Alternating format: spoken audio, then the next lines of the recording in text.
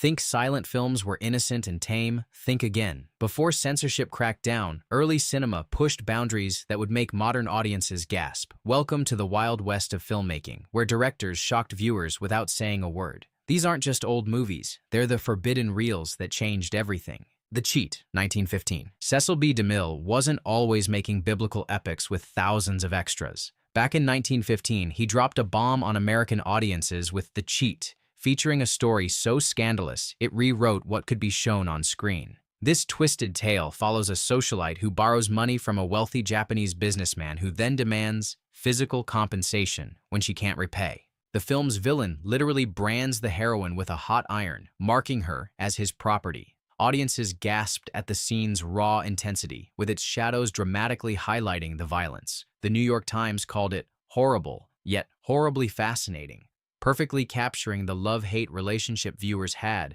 with this boundary-pushing film.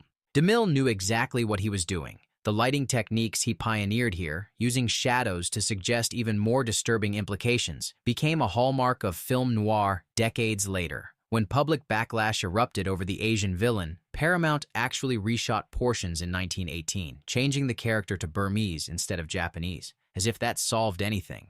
The film stirred up so much controversy that the National Board of Review immediately strengthened its censorship guidelines. Yet ironically, The Cheat was praised in France as high art, with critics there hailing its innovative visual style. One French critic called it the first example of a distinctly American film language. The stark contrast between white female innocence and foreign male menace played into America's worst xenophobic fears, yet audiences couldn't look away. DeMille understood that controversy sells, and The Cheat became one of Paramount's highest-grossing films of 1915. This bold, troubling film established DeMille as Hollywood's master provocateur, decades before his biblical spectacles made him legendary. Hexam, 1922. Imagine sitting in a 1922 theater expecting typical entertainment, then being bombarded with graphic images of witches kissing the devil's backside, demonic births, and torture devices tearing into human flesh. That's exactly what happened to unsuspecting audiences who wandered into Hexen, the Danish-Swedish documentary that's still too extreme for some modern viewers. Director Benjamin Christensen spent years researching medieval witchcraft before creating this nightmarish vision that blurred the line between documentary and horror. The film shows elderly women confessing to flying on broomsticks after being tortured, demons churning butter with naked witches, and nuns falling into mass hysteria. One particularly disturbing sequence features the devil, played by Christensen himself, tempting a sleeping woman by whispering in her ear, while his long, flickering tongue suggests unspeakable acts. Censors across Europe and America slashed the film to ribbons. Sweden banned it outright, while American authorities demanded nearly a quarter of the footage be cut before release. Religious groups called it a danger to mental health and morality, while medical journals attacked its portrayal of mental illness as witchcraft. Yet film historians now recognize Hexen as revolutionary. Its innovative special effects, including stop-motion animation of flying witches and superimpositions of demons, influenced horror cinema for decades. The film cost over 2 million Swedish kroner, making it the most expensive Scandinavian silent film ever made. Christensen's masterstroke was connecting medieval superstition to modern treatment of women, suggesting that the hysterical women once burned as witches were now simply institutionalized. This feminist subtext was radical for 1922. William Burroughs later narrated a 1968 re-release titled Witchcraft Through the Ages, introducing this fever dream to the counterculture. Even today, those brave enough to watch Hexen in its uncensored form find themselves disturbed by how effectively this century-old film gets under the skin. Intolerance, 1916. D.W. Griffith went completely off the rails with Intolerance, burning through a mind-boggling $2.5 million budget, equivalent to over $60 million today, to create what might be the most ambitious film ever made. After facing backlash for his racist epic, The Birth of a Nation, Griffith didn't just apologize. He built literal Babylonian kingdoms to prove his point about humanity's cruelty. This 3.5-hour monster weaves together 4 stories across 2,500 years of history, jumping between ancient Babylon, biblical Judea, Renaissance France, and contemporary America. The Babylonian sequences required constructing 300-foot-tall sets with elephants and thousands of extras. One actress reportedly fainted 3 times during filming due to the overwhelming scale, When Griffith ran out of money, he pawned his own car to finish the production. Critics were bewildered. Some called it genius, others declared it an incomprehensible mess. Religious groups were outraged by its sympathetic portrayal of Jesus as merely one narrative thread rather than the central focus. Labor activists cheered its modern story of striking workers being gunned down by National Guardsmen, while conservatives denounced these same scenes as dangerous propaganda. The film flopped catastrophically at the box office, nearly bankrupting Griffith, yet its technical innovations transformed cinema forever. The famous cradle shot, a recurring image of a mother rocking a cradle that connects all four stories, pioneered the concept of the visual motif in film. Its rapid cross-cutting between parallel storylines remains a standard technique today. After its commercial failure, theater owners often cut the film into separate features or slashed entire storylines. For decades, no one saw Griffith's complete vision until film preservationists reconstructed it in the 1980s. While The Birth of a Nation remains infamous for its content, Intolerance was perhaps more revolutionary in form, a breathtaking, chaotic, beautiful failure that proved movies could aspire to the complexity of great literature, even as it drove its creator to financial ruin. Broken Blossoms, 1919. Don't let the poetic title fool you.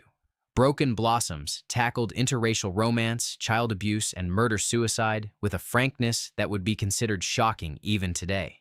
D.W. Griffith's intimate three-character drama follows a gentle Chinese immigrant who rescues and falls in love with an abused teenage girl in London's seedy Limehouse district. The film features Lillian Gish in a performance that still stuns viewers a century later. In the notorious closet scene, her brutal father hunts her with an axe while she spins in terror, her fingers pulling her mouth into a grotesque, forced smile, a technique Gish invented during filming that reportedly caused crew members to vomit from the tension. When the father finally breaks down the door, audiences literally screamed. Incredibly, Broken Blossoms premiered just as anti-Asian riots were erupting across America. The film portrayed a Chinese man, played in yellowface by white actor Richard Barthelmess, as morally superior to the white characters, while today we'd rightfully criticize the stereotypical portrayal and casting. In 1919, this humanizing depiction was revolutionary. Censors in several states demanded cuts to scenes where the Chinese character gazes adoringly at the white girl. The film's claustrophobic sets, some only 8 feet wide, created an oppressive atmosphere that mirrored the character's trapped circumstances. Griffith pioneered the use of soft focus and colored tints to enhance mood, bathing scenes of tenderness in warm amber, while sequences of violence appear in cold blue. Despite costing just $88,000, Broken Blossoms earned over $700,000, proving audiences would pay for challenging material. Critics were divided. Some hailed it as art, others condemned its depressing narrative. When re-released in the early 1920s, entire cities banned it for promoting miscegenation. Perhaps most telling is that while Griffith's more famous films have aged poorly, Broken Blossoms retains its emotional power, confronting domestic violence and racial prejudice with a compassion that was decades ahead of its time. Salome, 1923. Alla Nazimova threw her entire career away to make Salome, and Hollywood never forgave her for it. This avant-garde fever dream retells the biblical story of the princess who demands John the Baptist's head on a silver platter. Only Nazimova's version looks like what would happen if Oscar Wilde and Salvador Dali designed a nightclub in Babylon. The film's bold artistic choices still feel radical today. The sets are minimalist, geometric shapes, costumes feature bizarre peacock headdresses and transparent outfits adorned with pearls, while the actors move in stylized, ballet-like gestures. Most scandalous was the famous Dance of the Seven Veils, performed by 44-year-old Nazimova playing a teenage Salome in a sequence that pushed the boundaries of what censors would allow. Behind the scenes, the rumors were even wilder. Hollywood gossip claimed the entire cast was comprised of gay and lesbian performers, selected by Nazimova herself. As one of Hollywood's first openly bisexual stars, Nazimova already faced scrutiny, but Salome pushed things too far. She invested $350,000 of her own money, her entire life savings, to maintain creative control. The gamble failed spectacularly. The film was a commercial disaster that effectively ended her career as a leading lady. Critics were merciless. Variety dismissed it as a piece of highbrow triviality, while religious groups condemned its sensual portrayal of a biblical story. The film's cinematographer, Charles Bryant, was listed as director, But it was an open secret that Nazimova herself directed, making Salome one of the earliest American films helmed by a woman. For decades, Salome was nearly impossible to see, existing in fragments until film preservationists reconstructed it in the 1990s. Modern critics now recognize it as a groundbreaking work that brought the aesthetics of German Expressionism and Art Deco to American cinema years before these styles became mainstream. Nazimova's bold artistic choice may have destroyed her Hollywood career, but it secured her legacy as a visionary who sacrificed everything for her art. The Cabinet of Dr. Caligari, 1920. German audiences stumbling out of The Cabinet of Dr. Caligari in 1920 must have felt like they'd been drugged. Nothing in cinema had prepared them for this nightmarish vision where walls lean at impossible angles, shadows are painted directly onto the sets, and reality itself seems broken. This wasn't just a movie, it was a deliberate assault on the senses that dared viewers to question their own sanity.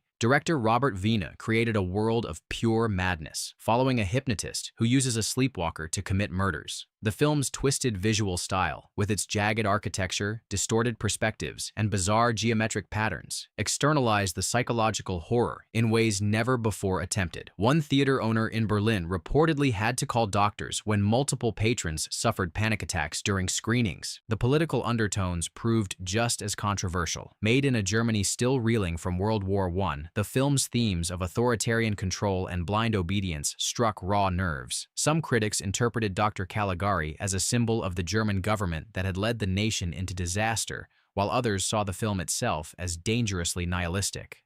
Screenwriter Karl Mayer based the story on his own traumatic experiences with aggressive military psychiatrists during the war. International reactions were equally intense. In France, riots broke out at some screenings between those who saw it as German artistic genius and others who viewed it as enemy propaganda. American distributor Goldwyn Pictures delayed its U.S. release, worried audiences wouldn't understand it, then marketed it with the tagline, "You'll feel it crawling up your spine." The film's infamous twist ending, revealing the narrator himself is an asylum inmate, was actually added against the writer's wishes. They had intended a more politically radical ending that implicated authority figures, but producers feared censorship. Despite the compromise, Caligari transformed cinema, proving films could be subjective, unreliable, and psychologically complex. Its influence stretches from horror to film noir, from Tim Burton to Christopher Nolan, all because Wiene dared to visualize the inside of a broken mind for audiences who weren't ready for the journey. Un Chien Andalou, 1929. Salvador Dalí and Luis Buñuel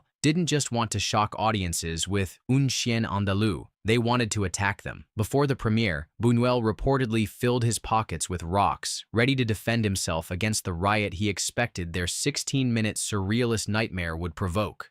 The film opens with a man slicing open a woman's eyeball with a razor, actually a dead calf's eye, and somehow gets more disturbing from there. Created from dreams and unconscious images, the film follows no logical plot. Ants crawl from a hole in a man's palm. A severed hand gets poked with a stick in the street. A man drags pianos loaded with dead donkeys and priests. These inexplicable scenes unfold without explanation, deliberately frustrating any attempt at rational interpretation. The directors boasted they rejected any image that might make sense. The premiere at Paris's Studio des Ursulines became legendary. Aristocrats, artists, and celebrities packed the theater, uncertain what they were about to witness. Contrary to Buñuel's expectations, the audience didn't riot. They applauded wildly. The filmmakers were devastated. Their attempt to scandalize had instead been embraced as high art. In response, they quickly began work on their next film, L'Âge d'Or, determined to create something even more offensive. While never officially banned, Un Chien Andalou was considered too extreme for general release. For decades, it circulated through private film clubs and underground screenings, building a mythic reputation. When finally shown on BBC television in the 1960s, the broadcaster received hundreds of outraged complaints. Financed by Buñuel's mother for just 25,000 francs, this micro-budget experiment changed cinema forever, inspiring generations of filmmakers from David Lynch to David Cronenberg. Its dreamlike editing techniques, cutting between disconnected images, linked by movement or shape rather than logic, created a new visual language. The ultimate irony is that this deliberately meaningless film has probably been analyzed more thoroughly than any other short in history, with scholars still debating its significance nearly a century later.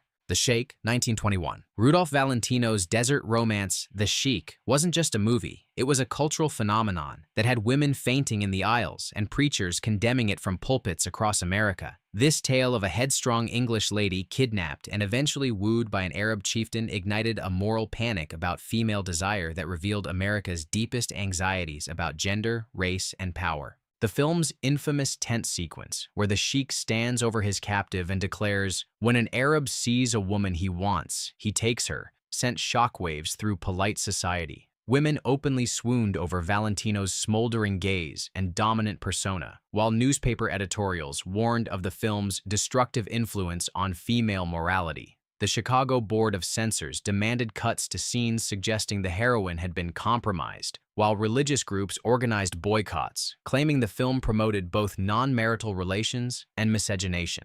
Behind the scenes, Paramount was playing a calculated game. They marketed the film's exoticism and danger, while including a convenient plot twist revealing the sheik was actually European by birth, thereby solving the racial anxiety for white audiences. This didn't stop moral guardians from panicking as chic mania swept the nation. Department stores sold chic perfume, clothing, and cosmetics. Dance halls offered lessons in the chic shake. Young women began calling attractive men sheiks and themselves shebas. Despite, or because of, the controversy, the film grossed over $1 million on a $200,000 budget. Valentino became cinema's first male love symbol, a status that troubled American men so deeply that one Chicago newspaper published an editorial attacking him as a pink powder puff who threatened American masculinity. Film historian Kevin Brownlow noted that The Sheik represented a crucial shift in depicting female desire on screen. Before, women were passive recipients of male attention. After Valentino, they could be shown actively desiring. This terrified cultural gatekeepers more than any explicit content could have. For all its problematic elements viewed through modern eyes, The Sheik exposed the hypocrisy of a society that preferred its women desireless, and forever changed how romance would be portrayed on screen.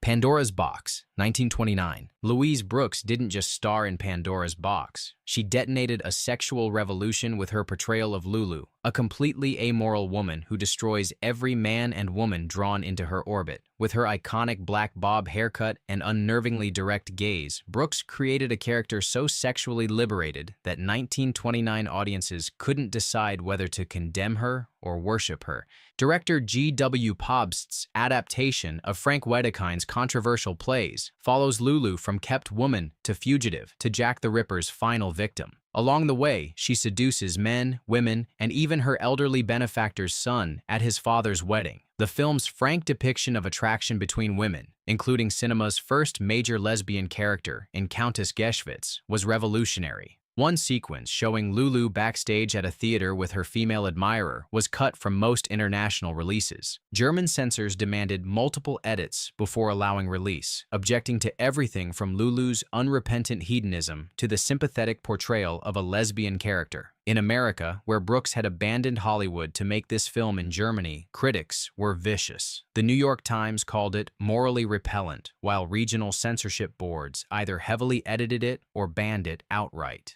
Pobst's unflinching camera captured Brooks in ways that still feel modern. Her naturalistic acting style contrasted sharply with the exaggerated performances typical of the era. The film's most controversial aspect was its refusal to moralize. Unlike Hollywood productions where fallen women face punishment, Pandora's Box presents Lulu's eventual murder by Jack the Ripper not as judgment, but as tragic coincidence. The film was a commercial failure that ended Brooks's career. Yet its reputation grew through underground screenings. French film theorists rediscovered it in the 1950s, declaring Brooks a lost genius. Modern critics rank it among cinema's greatest achievements, with Brooks' performance recognized as one of film's most iconic creations. Pandora's Box proved decades ahead of its time in its unsentimental exploration of desire and its tragic consequences, a film too honest for the era that produced it. The Birth of a Nation, 1915. No film demonstrates cinema's power for both artistic innovation and devastating harm like The Birth of a Nation. D.W. Griffith's three-hour Civil War epic literally wrote the language of modern filmmaking while simultaneously reigniting America's most dangerous hate group. This poisonous masterpiece remains cinema's most uncomfortable paradox, a technical revolution built upon abhorrent racism. Griffith pioneered techniques we now take for granted: close-ups to capture emotion, cross-cutting between parallel action scenes, night photography, and color tinting for dramatic effect. His battle sequences, featuring hundreds of extras, set standards for spectacle that influenced filmmakers for generations. Yet these innovations served a narrative portraying the Ku Klux Klan as heroic saviors while depicting Black Americans, mostly white actors in blackface, as animalistic predators. The film's release sparked immediate protests. The NAACP organized picket lines outside theaters. Riots erupted in several cities, including Boston, where Black protesters hurled eggs at the screen. In Lafayette, Indiana, a white man murdered a Black teenager after watching the film, telling police it had inspired him. Despite the backlash, or because of it, the film became the highest-grossing movie of the silent era, earning an unprecedented $50 to $100 million. Most disturbing was the film's real-world impact. William Joseph Simmons used the release to launch a KKK revival, conducting a cross-burning ceremony atop Stone Mountain, Georgia, days before the Atlanta premiere. Membership swelled from virtually nothing to millions within a few years. When President Woodrow Wilson screened it at the White House, the first film ever shown there, he allegedly remarked, "It's like writing history with lightning." Modern film scholars face the uncomfortable task of acknowledging the film's technical brilliance while condemning its content. Spike Lee's film school professor showed it to students with the warning, "This is like Technicolor for its time, but also, this film is like a technological wonder. That's why I'm showing it. That's the only reason." The controversy hasn't faded with time. A planned 2004 screening at a Los Angeles theater was canceled after arson threats. No other film in history has demonstrated so clearly that innovation without moral compass can become a weapon. Battleship Potemkin, 1925. Soviet director Sergei Eisenstein didn't just want Battleship Potemkin to be watched, he wanted it to incite revolutions. This fictionalized account of a 1905 naval mutiny employed such powerful imagery and innovative editing techniques that governments around the world banned it, fearing it would actually cause audiences to rise up against their leaders. They weren't entirely wrong. The film's most famous sequence, the Odessa Steps Massacre, depicts Tsarist soldiers marching in mechanical unison down a grand staircase, mercilessly shooting civilians, including a baby in a runaway carriage that bounces down the steps. The scene's rapid cutting between close-ups of terrified faces and wide shots of chaos creates an overwhelming emotional impact that audiences in 1925 had never experienced. After screenings in Berlin, communist demonstrations erupted in the streets. Eisenstein's theory of montage, creating meaning through the collision of images, transformed filmmaking forever. His rapid editing during the massacre, 150 shots in just 6 minutes, manipulated viewers' emotions with scientific precision. The British Board of Film Censors banned the film until 1954, calling it revolutionary propaganda and noting with alarm that it made viewers sympathize with mutineers. Nazi Germany banned it permanently, with propaganda minister Joseph Goebbels ironically praising it as the kind of effective filmmaking the Reich should emulate. Despite, or because of, these bans, Potemkin became one of the most smuggled films in history. Underground screenings were held in workers' clubs across Europe and America, with lookouts posted to warn of police raids. In France, some theaters showed a censored version that reversed the narrative, making the sailors villains and the officers heroes, a distortion that enraged Eisenstein. The film's power transcended politics. Even American directors who opposed communism, like Alfred Hitchcock and Brian De Palma, borrowed extensively from the Odessa Steps sequence. Eisenstein completed the film in just 4 months at age 27, working with such limited resources that he couldn't afford to film retakes. On its 50th anniversary in 1975, the film topped an international critics poll as the greatest film ever made, proof that propaganda, when created with genius, can transform into timeless art. The Gold Rush, 1925. Charlie Chaplin turned cannibalism into comedy with The Gold Rush, proving his genius by making audiences laugh at starvation, suicide, and human desperation. His tale of the little tramp seeking fortune in the Klondike contains some of cinema's most iconic images. Chaplin eating his boiled shoe like gourmet cuisine, performing the dance of the dinner rolls, and a cabin teetering on a cliff's edge. Yet behind the laughter lay a production as brutal as the story it told. Filming began in the Sierra Nevada mountains with 600 extras, including many actual homeless people paid to recreate the famous Chilkoot Pass scene. The harsh conditions quickly became dangerous. Temperatures dropped to 20 degrees below zero, causing equipment failures and frostbite among crew members. One actress developed pleurisy so severe she had to be hospitalized. After 3 weeks of these conditions, Chaplin abandoned the location, returning to Hollywood to rebuild the Klondike in his studio. The famous shoe-eating scene required Chaplin to perform take after take of consuming a prop shoe made of licorice, which caused him to become so ill that he required medical attention. The cabin teetering sequence took 3 weeks to film, using an elaborate system of counterweights. When the first attempt failed, Chaplin ordered the entire set rebuilt. Most controversial was the cannibal sequence, where starving prospectors hallucinate each other as food. Big Jim sees Chaplin transform into a giant chicken, a scene requiring a complex chicken costume that took days to perfect. Censors in several countries demanded cuts to this sequence, finding the comedy too dark for public consumption.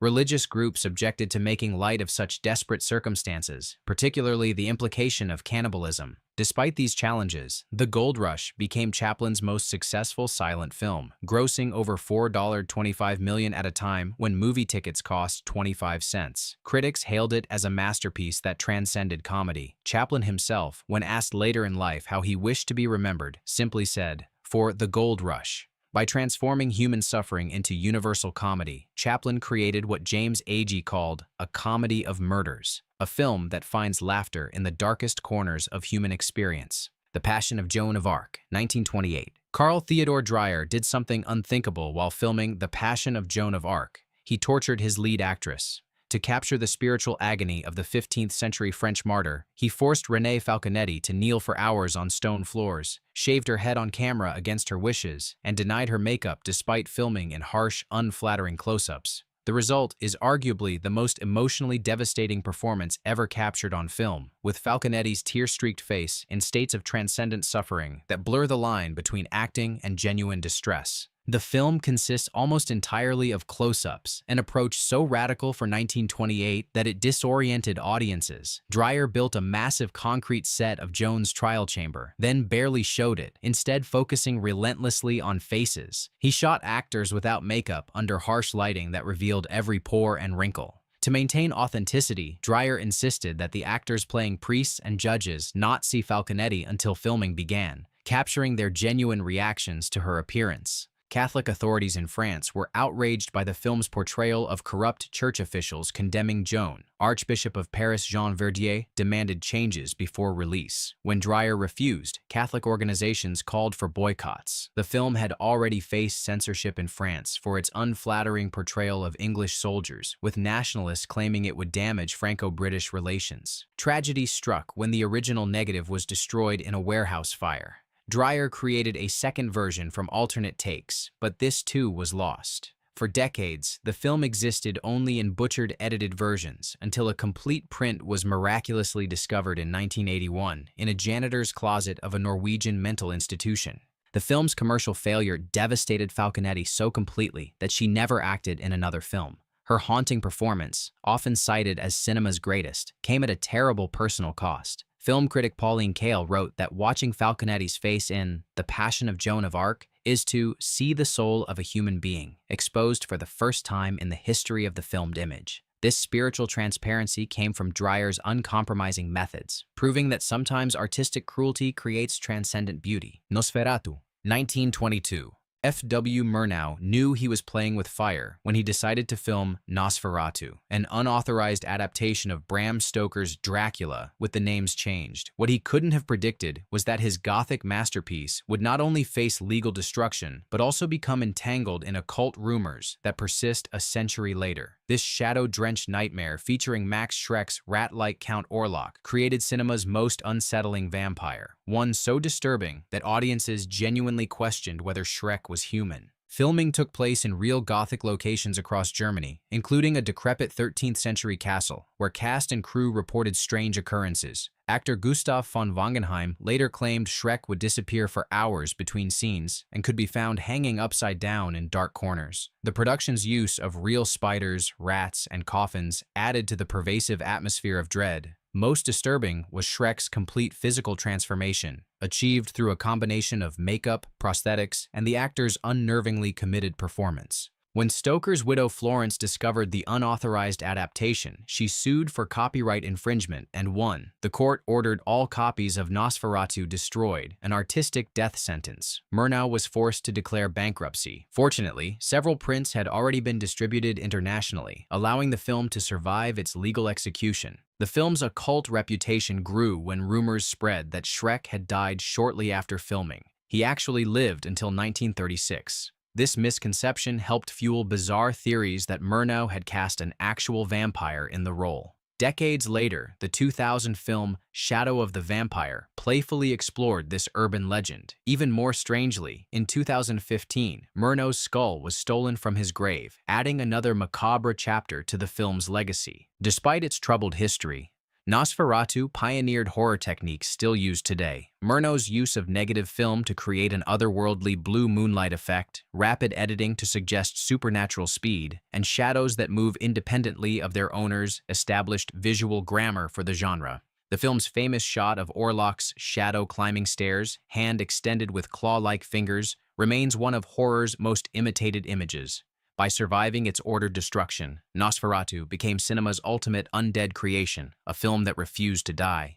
Metropolis, 1927. Fritz Lang's Metropolis didn't just push boundaries, it obliterated them, nearly destroying its studio, UFA, in the process. This futuristic epic about class warfare in a mechanized city cost an astronomical 5 million Reichsmarks, making it the most expensive film ever made at that time. The production was so grueling that it nearly killed its star, with actress Brigitte Helm suffering permanent scars from the metal robot costume she wore for hours, while real flames burned around her. The film's massive city sets required 750 child extras for a single flooding sequence, where many caught pneumonia in the cold water. Lang was notorious for his perfectionism, forcing extras to stand in freezing water for up to 14 hours and reportedly throwing actress Helm downstairs repeatedly to get the right expression of terror.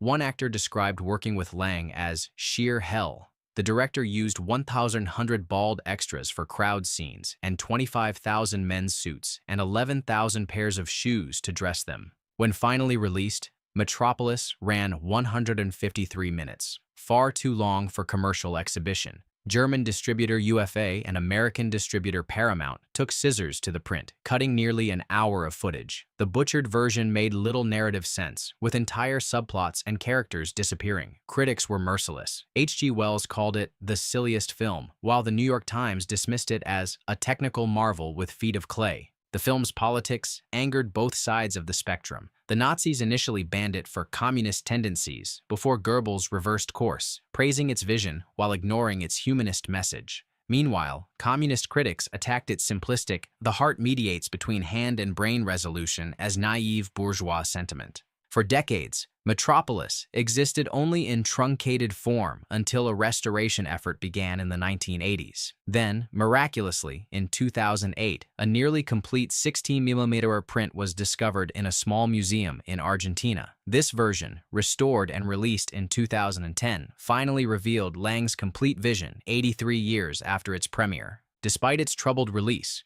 Metropolis transformed science fiction cinema with its dystopian cityscape, robot technology, and social commentary. Its visual influence stretches from Blade Runner to Star Wars, The Fifth Element to Dark City. Lang's breathtaking vision of the future, created without computers, with pure human ingenuity and suffering, remains cinema's most ambitious early spectacle. From Brigitte Helm's metal robot suit to Falconetti's genuine tears, these pioneering filmmakers pushed both technology and human endurance to create images that still shock us a century later. Which of these controversial classics would you dare to watch at midnight? Would you have banned them or praised them? Tell us in the comments below, and ask yourself, have modern filmmakers with all their digital tools ever matched the raw audacity of these silent rebels who changed everything without saying a word? Let's settle this right now. Hollywood has never played by the rules, but parody films, they don't just break the rules, they run them through a wood chipper and serve them for breakfast. If you think you've seen it all, wait until you meet the movies that crashed through their own genres, flipped every cliché upside down, and had the nerve to laugh about it. So, what happens when parody films go so far off the rails, they circle back to brilliance? Let's find out, and trust me, you'll never see comedy the same way again.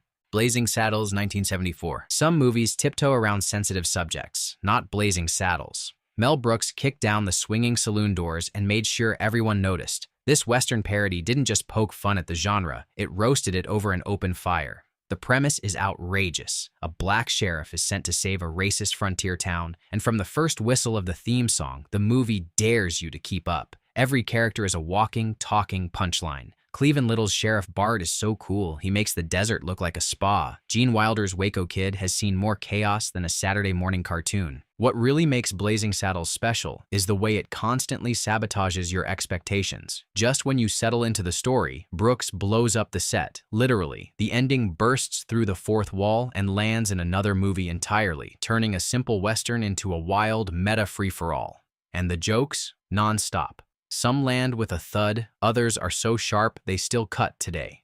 Blazing Saddles doesn't just lampoon the Western, it turns the whole idea of Hollywood's safety into its own running gag.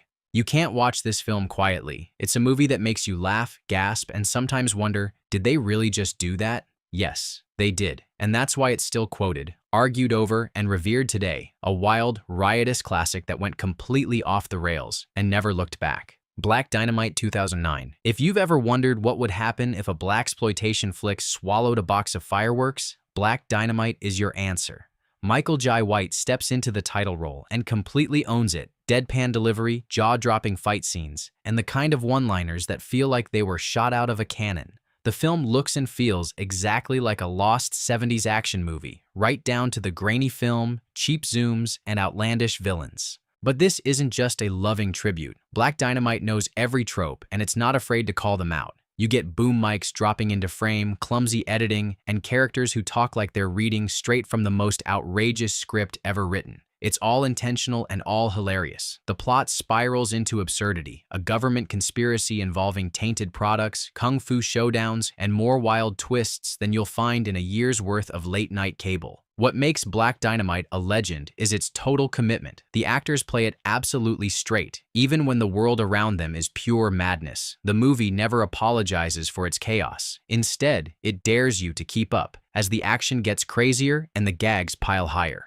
By the time the credits roll, you realize you've watched something totally off the rails, but so precisely tuned that every joke lands. It's not just a parody, it's a mic drop for the whole genre. Wet Hot American Summer 2001. Take every summer camp movie you remember, put them in a blender, and then spill the whole thing all over the screen. That's Wet Hot American Summer. This isn't just a send-up of camp comedies, it's a full-blown fever dream. The cast is a who's who of future comedy royalty. Amy Poehler, Paul Rudd, Bradley Cooper, Elizabeth Banks, all playing characters who are, frankly, just barely holding it together. The movie takes place on the last day of camp, and everything that could possibly go wrong does. The counselors are more immature than the campers, the romances are awkward, and the talent show is a complete disaster. Then the film takes a left turn. Suddenly, you're watching a talking can of vegetables give life advice, or a montage where a group's afternoon in town spirals into total chaos. The movie doesn't just break the rules of storytelling, it ignores them completely. Wet Hot American Summer bombed at the box office but grew into a cult phenomenon, quoted by fans and revisited over and over. Why? Because it never blinks. Every scene dares you to ask, are they really going there? The answer is always yes. It's absurd, unpredictable, and somehow still deeply nostalgic. If you've ever wanted to see what happens when a parody movie takes every risk and refuses to explain itself, this is your camp. Walk Hard, The Dewey Cox Story 2007. Most music biopics are all about the rise, the fall, and the comeback. Walk Hard takes that formula and smashes it to pieces with a guitar. John C. Reilly stars as Dewey Cox, a musician whose life is a checklist of every rock and roll cliche. Childhood tragedy? Check. Wild fame and fortune? Double check. Total meltdown on stage? It's practically the movie's middle name. What sets Walk Hard apart is how it lampoons not just one film, but the entire music biopic genre. It takes direct aim at movies like Ray and Walk the Line, but then spins out into wild parodies of Dylan, Brian Wilson, and anyone who ever sang into a hairbrush in the mirror. The script is loaded with musical numbers that are as catchy as they are ridiculous, and the dialogue is so packed with sly references and double meanings, you'll miss half the jokes if you blink. Riley's performance is a marvel. He plays Dewey as earnest, clueless, and somehow lovable, even as he stumbles from one disaster to the next. The supporting cast, from Jenna Fisher to Tim Meadows, throw themselves into the madness with abandon. Walk Hard doesn't just poke fun at the genre, it reinvents it, showing just how silly and how weirdly moving these stories can be. By the time the final song hits, you're rooting for Dewey Cox, even as you're still laughing at every over-the-top moment. MacGruber 2010. You might think a one-joke Saturday Night Live sketch couldn't possibly stretch to a feature film. MacGruber doesn't just stretch, it launches into orbit, powered by pure chaos and a complete disregard for dignity. Will Forte stars as MacGruber, a clueless hero who makes every situation worse. He's supposed to be a master of improvisation, but his inventions are so bad they barely survive the first explosion. From the opening minutes, MacGruber announces that it's here to torch every action movie cliché in sight. There's a villain named Dieter von Kuntz, a team of experts who don't make it past the first mission, and enough slow-motion walks to fill a year's worth of trailers. The jokes come at you like shrapnel, fast, messy, and always aiming for the biggest reaction. It's crude, it's loud, and it's so completely off the rails that you start to wonder if anyone was even trying to keep the train on track. What makes MacGruber work isn't just the gags, but the cast's commitment to playing it straight. Kristen Wiig and Ryan Philippe deliver performances so sincere, they almost convince you that the world's dumbest hero could actually save the day. In the end, MacGruber is a glorious mess, a love letter to action movies that's just as much about blowing things up as it is about blowing up the whole idea of action heroes. If you want a parody that refuses to apologize for anything, this is your ride. Top Secret, 1984. If you ever wondered what would happen if Airplane crashed headfirst into a Cold War spy movie, Top Secret is the explosive result. This movie doesn't just bend genres, it ties them in knots, throws in a musical, and adds a talking cow for good measure. Val Kilmer stars as Nick Rivers, a rock and roll heartthrob who finds himself fighting secret agents, dodging Nazis, and belting out Elvis-style hits, all in the same movie. What makes Top Secret such a wild ride is its refusal to stick with any single joke or storyline for too long. The script hops from one absurd gag to another. 1 minute, you're watching a backwards fight scene. The next, a bar brawl underwater. Every background detail is fair game for visual jokes, and you'll catch something new every time you watch. The filmmakers, the Zucker-Abraham Zucker team, made their careers by ignoring the rule book, and here, they turn up the chaos to 11. Kilmer's commitment is total. He performs all his own songs, dances with wild abandon, and never lets the madness break his deadpan delivery. The film is a tribute to both spy thrillers and rock musicals, but it never settles for easy targets. Instead, it barrels through plot, parody, and even language itself, sometimes literally, as with a legendary Swedish bookstore scene that plays in reverse. Top Secret didn't win any Oscars, but it won the hearts of anyone who loves their comedies. Unpredictable and packed with off-the-wall gags. Kung Pao. Enter the Fist 2002. Let's be honest, some parodies play it safe. Kung Pao. Enter the Fist takes a flying leap right off the deep end. Writer-director star Steve Odekirk splices himself into an actual old kung fu movie, overdubs every line, and then piles on special effects that look like they were built out of spare computer parts and raw determination. The plot is classic martial arts. A chosen one battles a villain named Betty, but that's where normal stops and bonkers begins. Kung Pao is a living cartoon. 1 minute, a cow is fighting kung fu style. The next, characters are trading blows with talking tongues. Odekirk doesn't just break the fourth wall. He throws a party in the editing room, adding jokes on top of jokes, sound effects, and dialogue so bizarre you have to wonder if the whole film is an inside joke. The visuals swing between intentionally cheesy and surprisingly clever, and the movie's homemade vibe is a badge of honor. What keeps this movie from falling apart is its relentless pace and total lack of self-consciousness.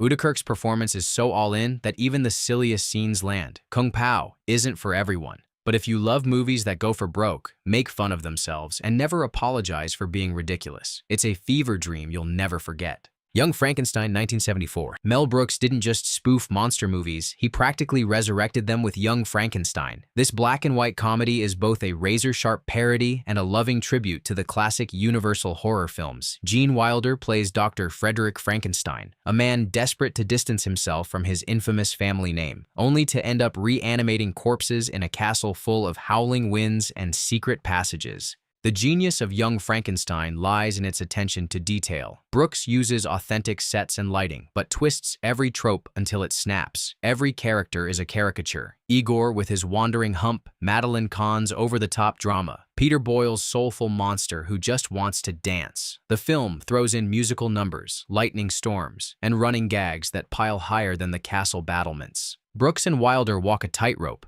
playing the characters completely straight, no matter how wild the situation gets. The jokes are clever, the timing is perfect, and the movie never forgets its roots, even as it turns gothic horror into slapstick gold. Young Frankenstein didn't just go off the rails, it invented a new set of tracks, and everyone else has been trying to catch up ever since. Shaun of the Dead, 2004. What happens when you cross British awkwardness with the zombie apocalypse?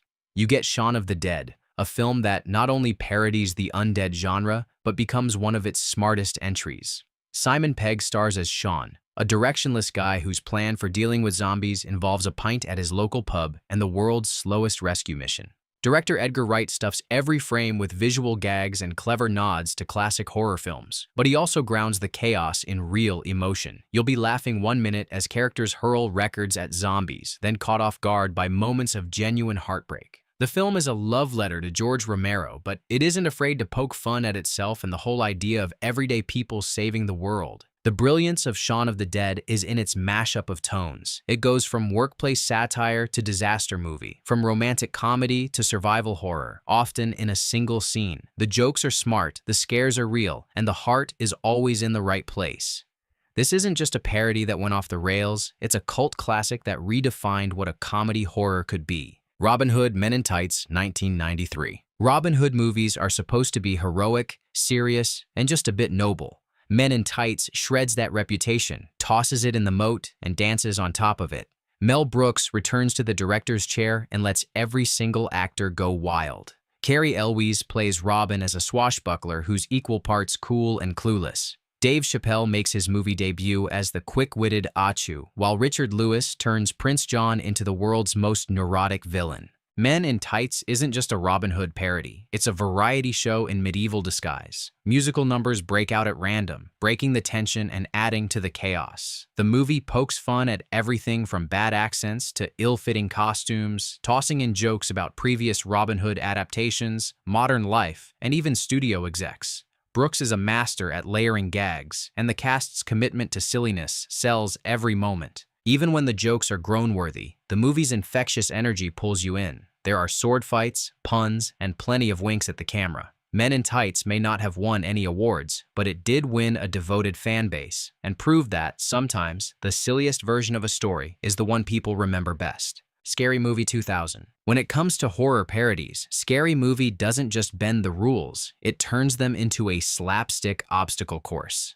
The Wayans brothers set their sights on every late 90s teen thriller and horror film, especially Scream and I Know What You Did Last Summer, but nothing in pop culture is safe from their chaos. Anna Faris leads the cast as Cindy, the eternal survivor with more bad luck than sense, while Marlon Wayans and Sean Wayans throw themselves into every ridiculous scenario imaginable. Scary Movie isn't about clever, slow-burn comedy. It's a non-stop barrage of visual gags, rapid-fire jokes, and over-the-top set pieces that dare you not to laugh out loud. Every horror trope gets its moment. Clueless victims, mysterious phone calls, jump scares, and killers who can't seem to finish the job. But the script doesn't stop there. It pulls in references to talk shows, TV ads, and just about every celebrity headline from the era. What really makes Scary Movie legendary is how little it cares about playing it safe. The humor is big, bold, and often completely absurd, but that's the secret sauce. It's a parody that shouts, trips over itself, and still lands the punchline.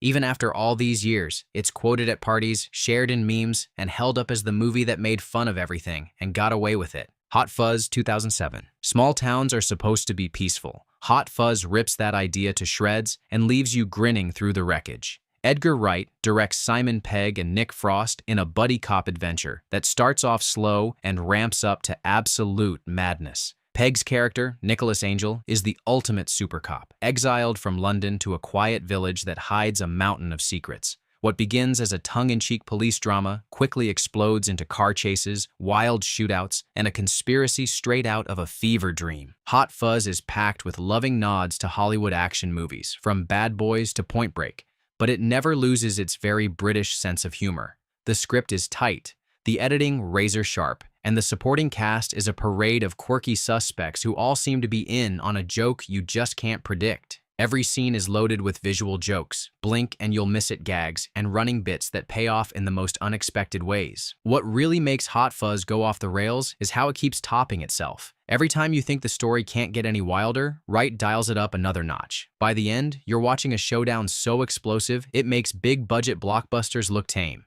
It's a masterclass in parody, one that celebrates, mocks, and improves the genre all at once. Don't be a menace to South Central while drinking your juice in the hood, 1996. Some movies have short, punchy titles. This one is a whole comedy routine before the credits even roll. Don't Be a Menace takes aim at every hood film from the early 90s, blending scenes, characters, and dialogue from classics like Boys in the Hood and Menace to Society into one wild, chaotic send-up. The Wayans brothers are back, with Sean as the wide-eyed ashtray and Marlon as Lock Dog, the friend who takes every bad idea to the extreme. This movie is a tornado of running gags, sight jokes, and moments so outrageous you have to pause and rewind just to be sure you saw what you think you saw.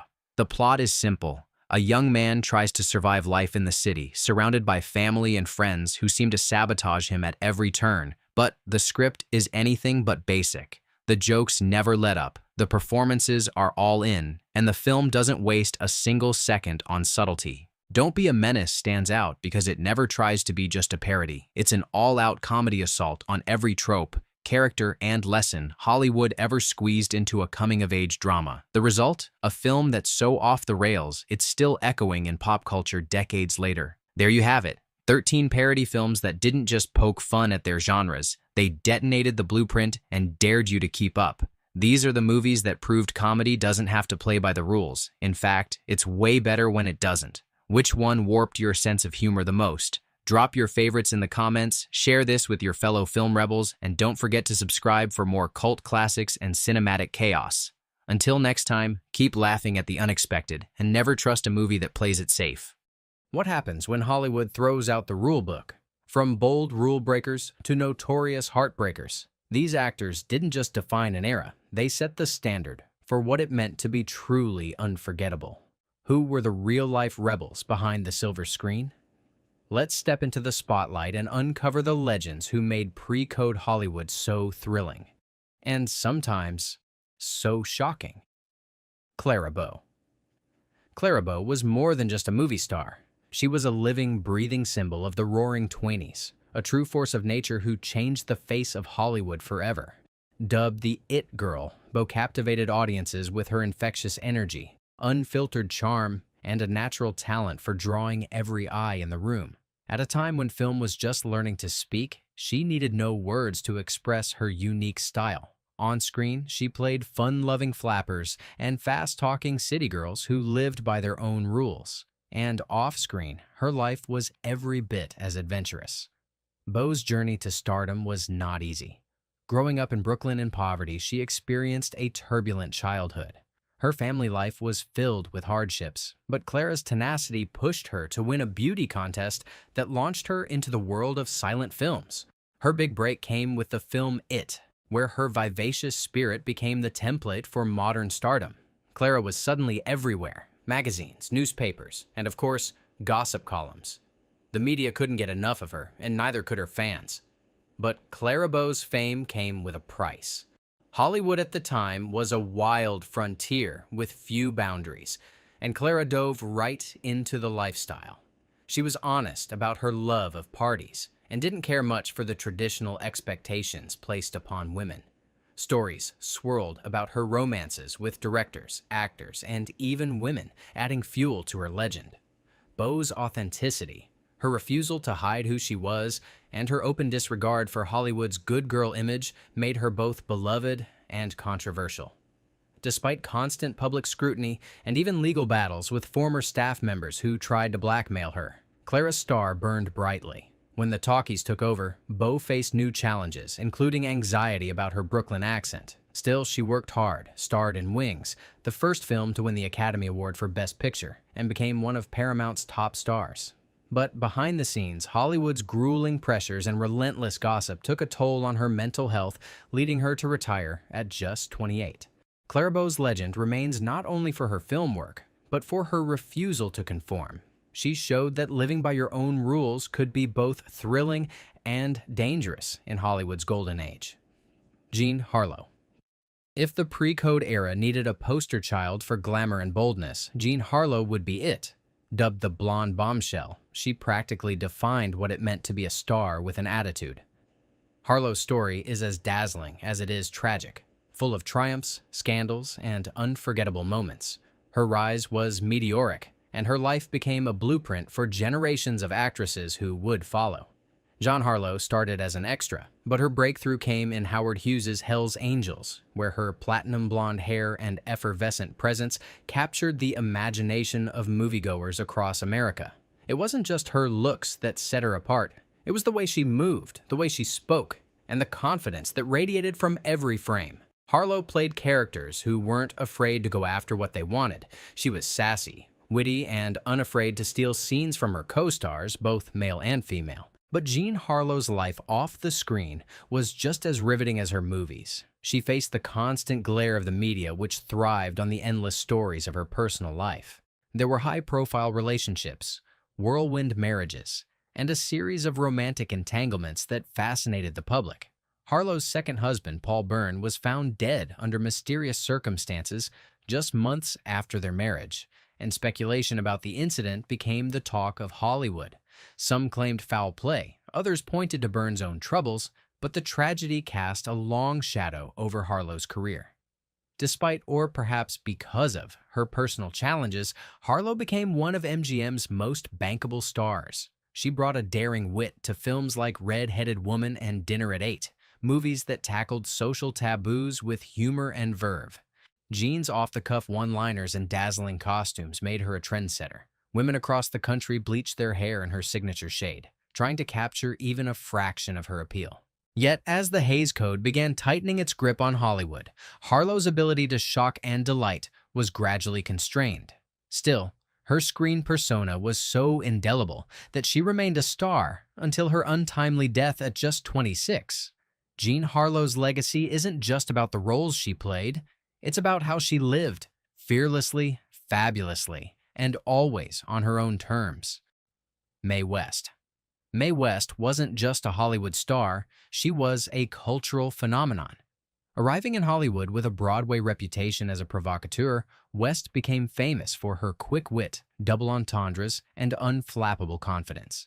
While other actresses might have courted scandal, Mae West built her entire career around it, and audiences loved her for it. Long before she arrived in Hollywood, Mae was making waves in New York with her stage plays. Her notorious play, Sex, landed her in jail for corrupting the morals of youth. But rather than shy away from the infamy, Mae used it to further her image. She knew how to play the media, and she leaned into her persona as a bold, independent woman. When she hit the big screen in Night After Night, she quickly overshadowed the film's original star. And soon after, she wrote and starred in She Done Him Wrong. The film was a sensation, rescuing Paramount from financial trouble and earning an Academy Award nomination. West's secret weapon was her ability to push the boundaries of what was considered acceptable, all with a mischievous glint in her eye. She championed women's independence and freedom, both in her movies and in her life. Her signature walk, her flamboyant costumes, and her iconic one-liners became the stuff of legend. Even when the censors tried to rein her in, Mae found ways to get her message across with a sly turn of phrase or a suggestive glance.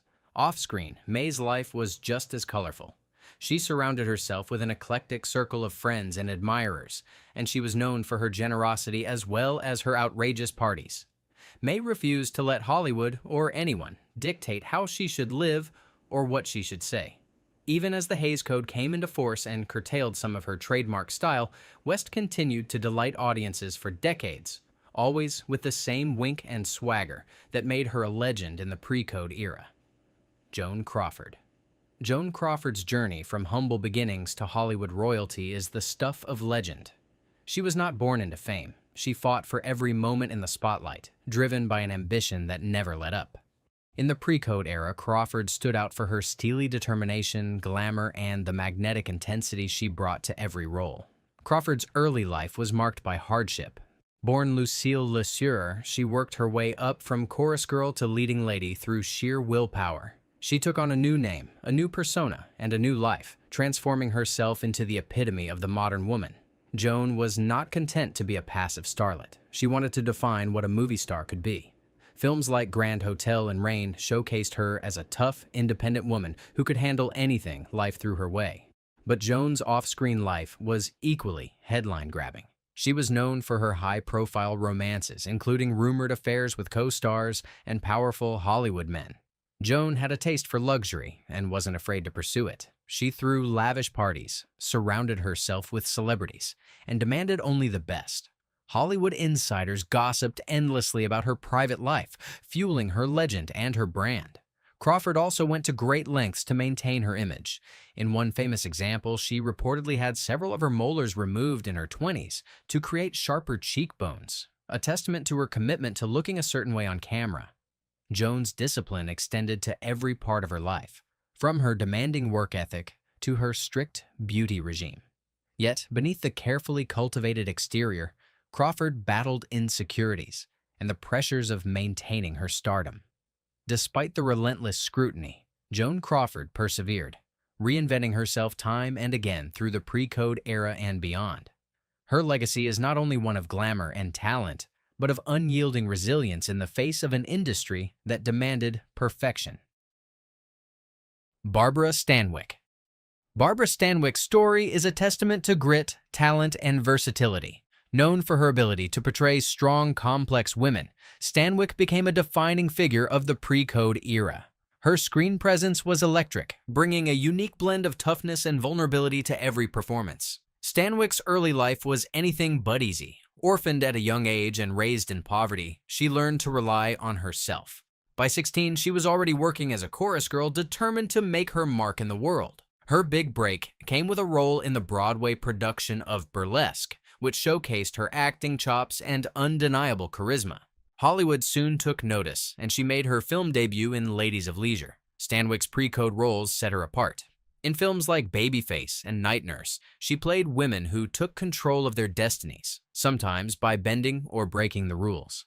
These characters weren't damsels in distress. They were survivors who did whatever it took to get ahead. Stanwyck brought a realism to these roles, drawing on her own life experience to create characters who felt authentic and relatable. She wasn't afraid to show vulnerability, but she always did so from a place of strength. Off-camera, Barbara was known for her independent spirit and straightforward attitude. She navigated Hollywood's often treacherous waters with integrity and determination.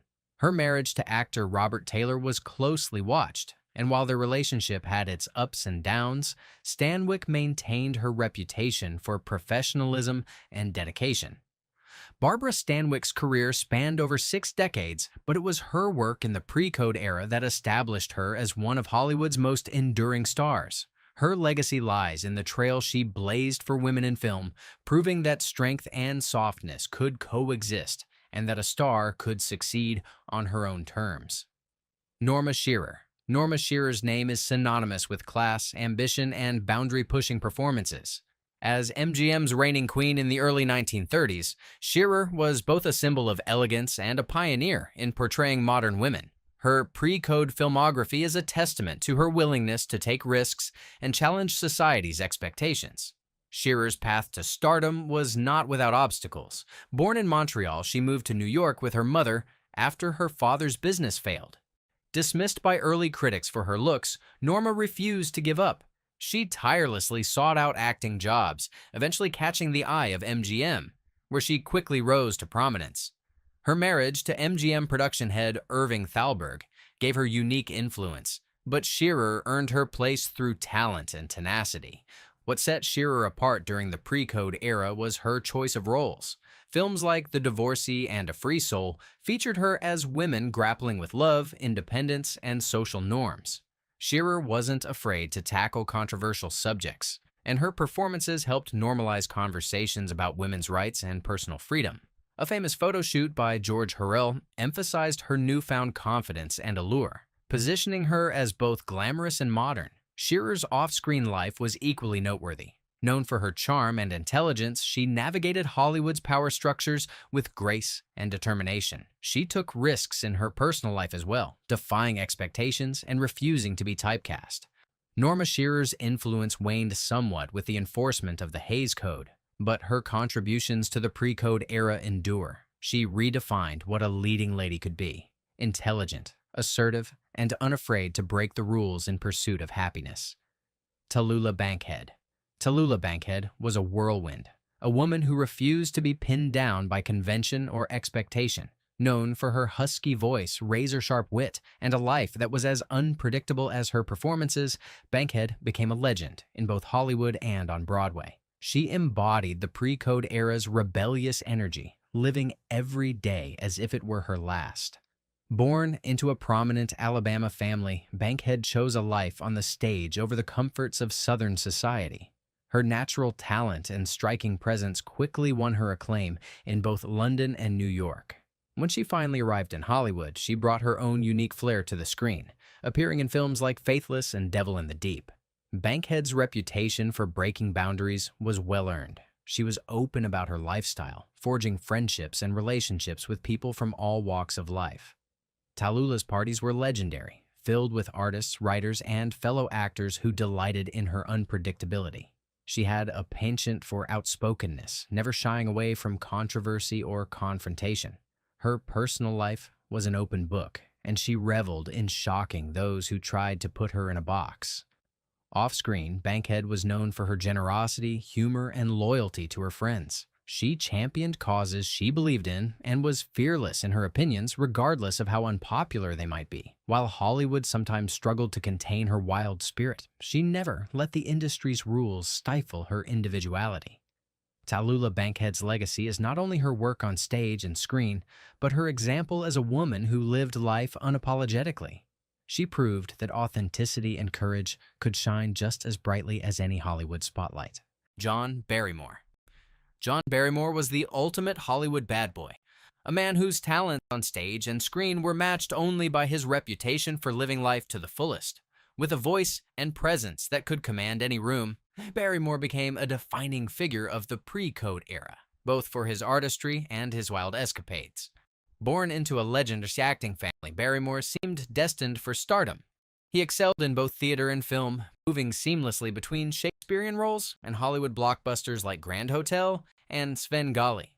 On screen, he was magnetic, embodying characters with depth and complexity that few could match. Off-screen, however, Barrymore was notorious for his indulgences. He loved a good party, often surrounding himself with artists, writers, and fellow actors. His relationships were as dramatic as his performances, and his escapades, sometimes involving public pranks, wild nights, or last-minute escapes, became the stuff of legend. The press delighted in reporting on his adventures, and he seemed to relish the attention, never shying away from a scandal. Barrymore's lifestyle came with consequences. His health suffered as a result of his choices, and he often found himself at odds with the studios that tried to manage his unruly behavior. Still, his talent was undeniable, and his contributions to the stage and screen left a lasting impact on American culture. Despite the ups and downs, John Barrymore's legacy endures. He helped define what it meant to be a Hollywood star, charismatic, talented, and larger than life, both on and off the screen. Marlene Dietrich. Marlene Dietrich was unlike anyone Hollywood had ever seen. With her smoky voice, androgynous style, and air of mystery, she captivated audiences and broke all the rules about what a leading lady could be. Dietrich became a global sensation, celebrated not just for her performances, but for her ability to challenge societal norms. Dietrich first made a splash in Germany with The Blue Angel, but Hollywood quickly beckoned. Once in America, she worked with director Josef von Sternberg to create an unforgettable screen persona. Sophisticated, alluring, and always just out of reach. In films like Morocco and Shanghai Express, Dietrich played women who lived on their own terms, often blurring the lines between traditional gender roles. Off-screen, Dietrich was just as groundbreaking. She cultivated an image that was equal parts glamorous and rebellious, often dressing in men's clothing and moving through Hollywood's social circles with ease. She forged deep friendships and had rumored romances with men and women alike, all while keeping a firm boundary around her private life. Her refusal to be limited by the expectations of her era made her a trailblazer. Dietrich also stood up for her beliefs, refusing to work in Nazi Germany and supporting the Allied troops during World War II. Her courage, both personal and political, earned her admiration around the world. Marlene's impact on fashion, film, and culture can still be seen today, as she paved the way for future generations to live authentically. Dietrich's legend is built not just on her films, but on her unwavering refusal to compromise her identity. In the pre-code era, she showed that true stars are the ones who set their own rules and stick to them. Ramon Novarro. Ramon Novarro was more than just a handsome face. He was one of Hollywood's earliest heartthrobs and a trailblazer for Latino actors in the film industry. With his matinee idol looks and quiet charisma, Novarro became a symbol of romance and adventure in the silent and early sound eras. But behind the glamour, his life was complicated by secrets and struggles that reflected the prejudices of his time. Born in Mexico, Novarro moved to Los Angeles with his family during the Mexican Revolution. His good looks and natural talent landed him roles in the burgeoning film industry, and he quickly rose to fame with starring roles in films like Ben-Hur and Scaramouche. Novarro was the first Latin actor to become a genuine Hollywood star, breaking barriers and winning fans around the world. But Novarro's public persona was carefully managed. The Hollywood studio system demanded that its stars fit into certain molds, and Novarro was no exception. He was often cast as the romantic lead, and studios worked hard to protect his image as a dashing, eligible bachelor. Behind the scenes, Novarro faced immense pressure to keep his private life hidden. The era's rigid moral codes and intolerance for difference forced him to live much of his life in secrecy, making it difficult for him to form lasting relationships or share his true self with the world. Novarro's life was also marked by moments of great generosity and kindness. He supported his family, helped friends, and quietly gave to charity. But the weight of keeping up appearances took its toll. Despite the challenges, he continued to act in films and on television well into the 1950s, even as Hollywood's tastes changed. Ramon Novarro's legacy is one of resilience in the face of adversity. He opened doors for future generations of Latino actors and left behind a body of work that continues to inspire. His story is a reminder of both the allure and the cost of Hollywood fame in an era of secrets and scandal. From dazzling on-screen moments to jaw-dropping real-life drama, these icons of pre-code Hollywood showed us that sometimes truth is even wilder than fiction. Their lives may have been filled with controversy, but they paved the way for the stars and the stories of today. Which of these legendary actors surprised you most? Share your thoughts in the comments below. And if you enjoyed this journey through old Hollywood's wildest era, don't forget to like, share, and subscribe for more stories from cinema's most fascinating chapters. Thanks for watching, and we'll see you in the next Spotlight. Forget friendly ghosts and cardboard monsters. When the 1960s rolled around, horror went straight for your nerves and didn't let go. These movies didn't just scare a few thrill seekers, they scarred a generation for life. Why did these films leave grown adults double-checking the locks and kids swearing off basements for years? What kind of nightmares get burned into your memory forever? Let's just say, some doors once opened can never be closed. Ready to find out which cinematic nightmares changed the game?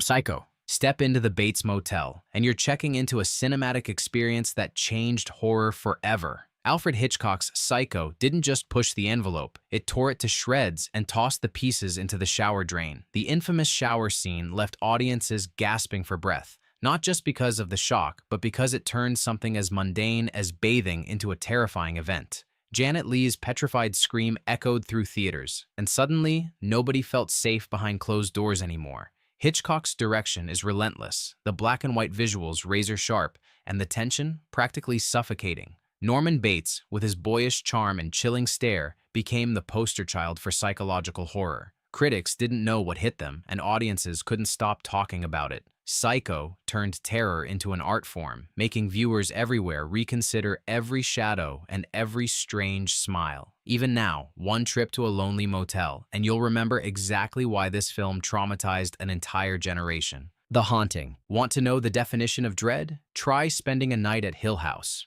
The Haunting isn't about cheap tricks or jump scares, it's about the walls closing in and your mind unraveling, frame by frame. Directed by Robert Wise, this adaptation of Shirley Jackson's novel is a masterclass in atmospheric horror. The house is alive with whispers, sighs, and strange chills, but the real terror lies in watching the characters slowly lose their grip on reality. The camera angles are dizzying, the lighting is ghostly, and every thump and creak sounds like a warning. Forget monsters hiding under the bed, the real monsters are the ones in your mind. Audiences left theaters shaken, wondering if they'd ever be able to trust their own senses again. The best part? The movie rarely shows you anything overtly supernatural, leaving your imagination to do all the heavy lifting. The Haunting didn't just scare people, it messed with their heads, and it still has the power to make you question every noise in the night. Rosemary's Baby. What happens when you can't trust the people around you, or even your own body? Rosemary's Baby took paranoia to new heights. Mia Farrow's haunting performance as a young woman trapped in a nightmare of manipulation and suspicion is the film's secret weapon. The movie dials up the anxiety with every slow pan and quiet conversation until the walls feel like they're closing in. You can practically taste the unease as Rosemary realizes she's surrounded by neighbors with secrets and a husband who's hiding something far darker than she ever imagined. Polanski's direction is all about slow burn tension, never letting you settle for a moment. By the time the truth starts to leak out, viewers were squirming in their seats, and many left the theater feeling like they'd just escaped a waking nightmare. It's not about monsters jumping out of closets, it's about the fear of losing control, and the idea that anyone could become your worst enemy. Night of the Living Dead. Before the world was overrun with shambling corpses on every screen, Night of the Living Dead arrived and shattered the horror playbook. George Romero's low-budget shocker was filmed in gritty black and white, giving it a raw, almost documentary feel that made the terror all too real. The story is simple. A group of strangers barricade themselves inside a farmhouse as the world outside collapses into chaos. But nothing about this movie is simple in practice. The tension inside the house boils over as quickly as the undead outside. Romero forced audiences to stare down the collapse of order, the fear of strangers, and the horror of facing the unimaginable with nowhere left to run. The ending hit viewers like a punch to the gut, and nobody left the theater the same. This wasn't just a monster movie, it was a revolution. Night of the Living Dead gave nightmares a new face, and it's one you'll never forget. The Birds. What if the things you see every day, quiet, harmless, maybe even a little boring, suddenly turned on you? Hitchcock's The Birds took a flock of feathery creatures and transformed them into an unstoppable force of terror. There's no rhyme or reason, no warning, and no mercy. The attack scenes are so relentless and chaotic, they make you question the safety of your own backyard. Tippi Hedren's terrified eyes and desperate escapes turned her into a horror icon, while the eerily silent stretches of film wound the tension tighter and tighter. People left theaters covering their heads, afraid to look up at the sky. The genius of this movie is that it took something familiar and made it alien and menacing. For years, a simple chirp outside a window was enough to send shivers down the spine. The Birds didn't just traumatize its generation, it changed the way people saw the world around them. Peeping Tom. Sometimes the scariest monsters don't wear masks. They hide in plain sight, behind the lens. Peeping Tom shocked British audiences like a slap across the face. Michael Powell, previously celebrated for lush dramas, pulled the rug out from under everyone with this unsettling story of a quiet cameraman whose obsession with watching turns lethal. Audiences weren't just disturbed, they were outraged, and critics tried to bury the film. But that only made it more notorious. Peeping Tom invites you into the mind of a killer and dares you to keep watching, even as every scene gets creepier. It's a movie about the fear of being watched, of losing privacy, and of what happens when curiosity goes too far. Today, it's recognized as a psychological horror masterpiece, proof that sometimes the act of looking can be as scary as any monster in the shadows. Eyes without a face. Imagine waking up and not recognizing the face in the mirror, or worse, knowing someone else's face might be next. Eyes Without a Face took European audiences to a whole new level of dread. The story of a brilliant but deranged surgeon, desperate to repair his daughter's ruined beauty, shocked viewers with its poetic style and moments of raw, clinical terror. The haunting mask worn by the daughter, emotionless and ghostly, became a symbol of horror that lingered long after the credits rolled. The surgical scenes, handled with a cold precision, had people squirming in their seats, while the atmosphere left a lasting sense of unease. This was a horror film that didn't just scare, it unsettled, it fascinated, and it convinced people that true horror is sometimes the lengths people will go for love. Carnival of Souls. Sometimes the scariest experiences are the ones you can't explain away. Carnival of Souls is proof that you don't need a big budget or flashy effects to mess with someone's mind. This indie classic follows a church organist who, after surviving a car accident, finds herself haunted by strange figures and a feeling she doesn't quite belong. The film feels like a waking nightmare, with eerie locations, dreamlike pacing, and a constant sense that something is just off. Audiences left theaters feeling like they'd been hypnotized, and the movie's final twist haunted them long after. Carnival of Souls is less about jump scares and more about creeping dread, the sense that reality is just out of reach, and you can never really come home again. The innocence. There's nothing quite as unnerving as children who seem to know more than they should. The Innocence plays that idea for every ounce of fear it can squeeze. Deborah Kerr delivers a tour de force performance as a governess tasked with caring for two strange children in a remote mansion. As ghostly visions and unsettling events pile up, the line between sanity and the supernatural blurs to the point of no return. The film's gothic style is gorgeous but loaded with tension, using shadow and silence as weapons. Every whisper, every flicker of movement in the corner of the frame is enough to send chills racing up your spine. Is it all in her head, or is something truly haunting that house? The answer doesn't matter. What counts is the journey, and The Innocence drags viewers straight into the heart of psychological horror. Village of the Damned. Lock the doors and hide the kids. These children aren't here to play. Village of the Damned is a cold slice of British horror that flips innocence on its head. After a mysterious blackout, every woman in a quiet English village gives birth to a child with glowing eyes and icy intelligence. The children don't cry, they don't laugh, and they don't lose. What starts as strange quickly becomes terrifying as the children reveal they can control minds and destroy lives with a glance. The film tapped into every parent's secret fear. What if your child wasn't yours at all, but something utterly alien? Audiences left the cinema with a new set of nightmares and a deep suspicion of playgrounds everywhere. Village of the Damned is a masterclass in turning the familiar into pure terror. Black Sunday. If you thought classic horror couldn't get brutal, Black Sunday was here to prove you wrong. Mario Bava's gothic masterwork opens with one of the most unforgettable scenes of the era, an iron mask hammered onto a witch's face, setting the tone for 90 minutes of pure dread. It's a tale of revenge, curses, and the undead, all filmed in shimmering black and white that feels like something conjured straight from a nightmare. Barbara Steele's dual performance is haunting, her eyes promising both danger and heartbreak.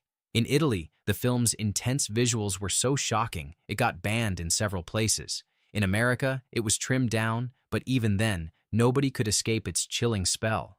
Black Sunday didn't just terrify, it left audiences obsessed, debating what they'd just witnessed. Bava didn't pull punches, and neither did this movie's legacy. Repulsion. Welcome to the slowest descent into madness you'll ever witness.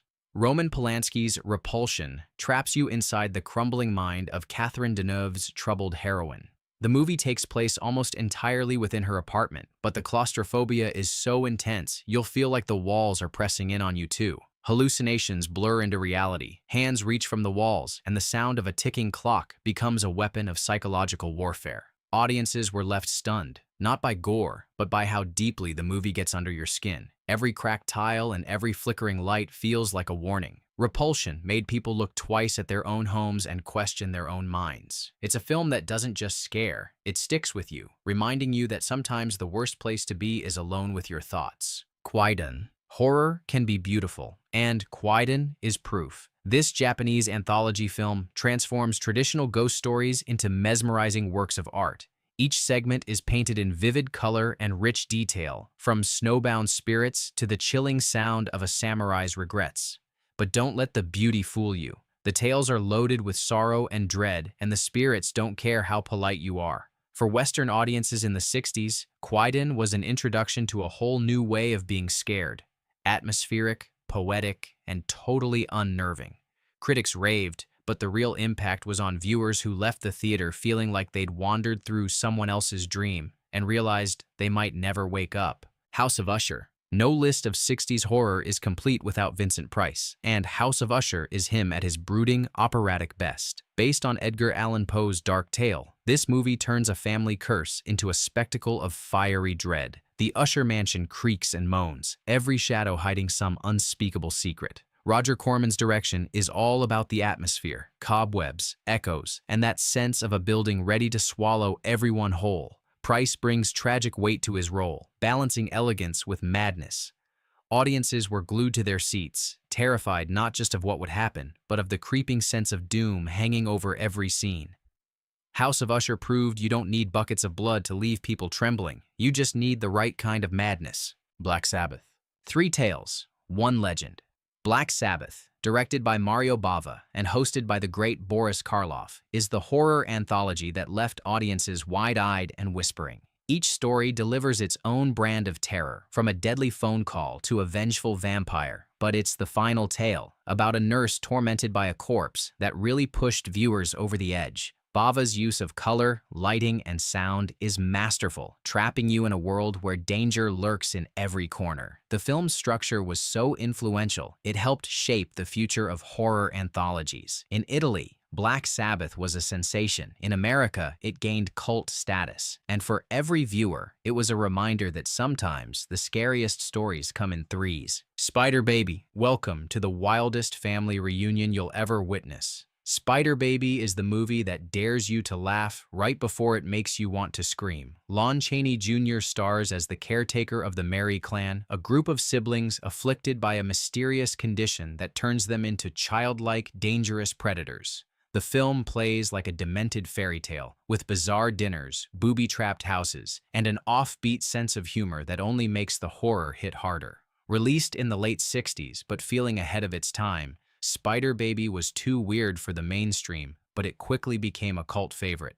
Anyone who's seen it will tell you, there's no forgetting the grinning, wide-eyed faces or the chilling ending that proves family secrets are sometimes better left buried. 1930's. Before he made epics, Francis Ford Coppola dipped his toes into the dark waters of horror with Dementia 13 and delivered a story as sharp as an axe. A family gathers in a gloomy Irish estate to honor a lost child, but secrets start bubbling to the surface, and soon, so does the body count. Coppola's knack for tension is on full display, using shadows, silence, and sudden violence to keep the audience off balance. The film's dreamlike pacing and bursts of intensity made it stand out among its peers, and its raw, unpolished feel only adds to the creeping dread. Dementia 13 proved you didn't need a blockbuster budget to get under people's skin, just the right amount of mystery, mood, and mayhem. The Mask. Forget 3D blockbusters. The Mask was blowing minds with hallucinatory visuals long before the tech was cool. This Canadian shocker hands you a pair of 3D glasses and dares you to put them on whenever the cursed mask appears. What follows is a swirl of surreal visions, shrieking faces, and pulsating lights that left audiences feeling genuinely shaken. The story follows a psychiatrist tormented by the mask's visions, and as the lines between fantasy and reality blur, so does your grip on what's actually happening. The Mask didn't just scare people, it broke the fourth wall, turning the audience into participants in the nightmare. For a generation raised on black and white horror, this was like being shot into another dimension. The Curse of the Werewolf. When Hammer Studios turned their sights on werewolves, they unleashed a monster for the ages. The Curse of the Werewolf stars Oliver Reed as the doomed Leon, cursed from birth and haunted by a transformation that's both tragic and terrifying. The film drips with atmosphere, crumbling castles, moonlit streets, and villagers whispering about old legends. But the real shock comes when Leon's curse erupts, and Reed delivers a performance equal parts agony and rage. For many, this was the definitive werewolf movie of the decade, and the transformation scenes had audiences gripping their seats. Hammer's lush colors and gothic mood ensured that the nightmares lingered long after the credits rolled. The Curse of the Werewolf showed that sometimes the beast inside is scarier than any villain you meet in the dark. The Flesh and the Fiends. History meets horror in The Flesh and the Fiends, a film that turns real-life grave robbers into monsters you won't soon forget. Donald Pleasance delivers a chilling performance as the ambitious Dr. Knox, whose thirst for medical progress turns a blind eye to the bodies piling up around him. The true stars, though, are the murderous duo of Burke and Hare, men willing to do anything for a quick payday. The film's grimy streets, flickering candlelight, and relentless sense of doom create an atmosphere thick with fear. But what really got under people's skin was the realization that the darkest stories are sometimes pulled straight from history. The Flesh and the Fiends reminded audiences that horror doesn't need ghosts or monsters. Sometimes, it just needs desperate people and a world willing to look the other way. So there you have it, 20 films that didn't just scare audiences, but burned themselves into pop culture nightmares. These weren't just movies. They were rites of passage for a generation that learned to fear shadows, mirrors, and sometimes even their own reflection. Which one haunted you the most? Drop your memories in the comments, hit that like if you survived, and subscribe for more journeys into cinema's darkest corners. After all, in horror, there's always something waiting for you just around the next reel. Ever wondered what made 1950s audiences flee theaters in terror? While today's horror relies on CGI gore, these atomic-age nightmares triggered actual fainting spells, theater walkouts, and midnight phone calls to psychiatrists. One film literally made its director face criminal charges, while another got banned in 4 countries after viewers reported recurring nightmares for weeks. Ready to discover the most disturbing horror films of the 1950s that your grandparents were too scared to talk about? The Blob, 1958. The Blob isn't just another cheesy monster movie. This Technicolor nightmare features an unstoppable alien mass that absorbs everything it touches, growing larger with each victim. Steve McQueen, in his first starring role, faces off against this formless terror that creeps, oozes, and consumes an entire small town. Behind the scenes, the production was just as bizarre as the film itself. The actual blob was made from silicone mixed with red dye, and it became so toxic during filming that crew members developed severe skin rashes. One cameraman was hospitalized after prolonged exposure. Director Irvin Yeworth, a religious filmmaker who usually made church promotional videos, took on this project to fund his ministry work, creating this accidental classic. What makes The Blob truly disturbing isn't just its monster, but the subtext. Released during peak Cold War paranoia, its faceless, consuming entity represented American fears of communist infiltration. The famous movie theater scene where the blob consumes an entire audience struck a nerve with viewers already anxious about mass attacks. Critics initially dismissed it as drive-in trash, but The Blob went on to gross over $4 million against its tiny $110,000 budget. Time magazine later called it the defining metaphor for unstoppable consumption in American cinema. The Blob itself, with its pulsing, glistening appearance, remains one of the most viscerally uncomfortable monsters ever put to film. Today's audiences might laugh at some aspects, but that theater sequence still makes viewers squirm in their seats. House on Haunted Hill, 1959. William Castle's masterpiece of psychological terror isn't just a haunted house movie. It's an experience designed to make you question your sanity. Vincent Price plays an eccentric millionaire who offers $10,000 to anyone who can survive a night in his supposedly haunted mansion. What follows is a masterclass in atmospheric dread and genuine psychological horror. Castle wasn't content with just making a scary movie. He pioneered theatrical gimmicks that literally attacked audiences. For House on Haunted Hill, he installed Emergo, a system of pulleys that would float a glow-in-the-dark skeleton over the audience during key scenes. In several theaters, this caused legitimate panic attacks, with multiple reports of viewers requiring medical attention after becoming convinced the ghost was real. The film's most disturbing element is its vat of acid in the basement, a horrific death trap that leads to one of cinema's most nightmarish dissolving scenes. This sequence was so graphic for its time that censors in the UK demanded cuts before allowing its release. Even today, the acid bath sequence remains shockingly effective. Despite being made for just $200,000, House on Haunted Hill raked in millions and cemented Castle's reputation as the king of horror gimmicks. Roger Ebert later called it, "A film that understands fear isn't about what you see, but what you think you might see." Martin Scorsese included it in his personal list of the most frightening horror films ever made, specifically citing the acid scene as pure nightmare fuel that still works today. The Thing from Another World, 1951. This isn't just another alien invasion flick. The Thing from Another World gives us an intelligent plant-based creature that can reproduce itself using human blood. When it's discovered frozen in Arctic ice by researchers, what follows is a masterclass in claustrophobic terror as the alien picks them off one by one. Director Christian Nyby, with uncredited help from Howard Hawks, created a horror film that played directly into Red Scare paranoia. The Thing, with its ability to replicate and infiltrate, perfectly captured Cold War fears of communist infiltration. It was so effective that military personnel stationed at isolated Arctic bases reportedly requested transfers after screenings. The film's most disturbing moment comes when the scientists realize the Thing is reproducing using their blood supply. The imagery of blood-filled seed pods pulsating with new life hit audiences hard, with reports of viewers becoming physically ill during these sequences. The scene was considered so graphic that several southern states demanded it be removed entirely.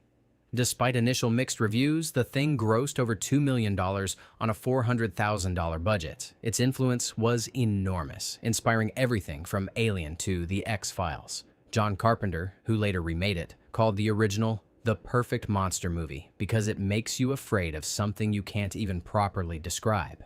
The American Film Institute ranked it among the most heart-pounding films ever made, noting its unforgettable tension that builds to near unbearable levels. No, Curse of Frankenstein, 1957.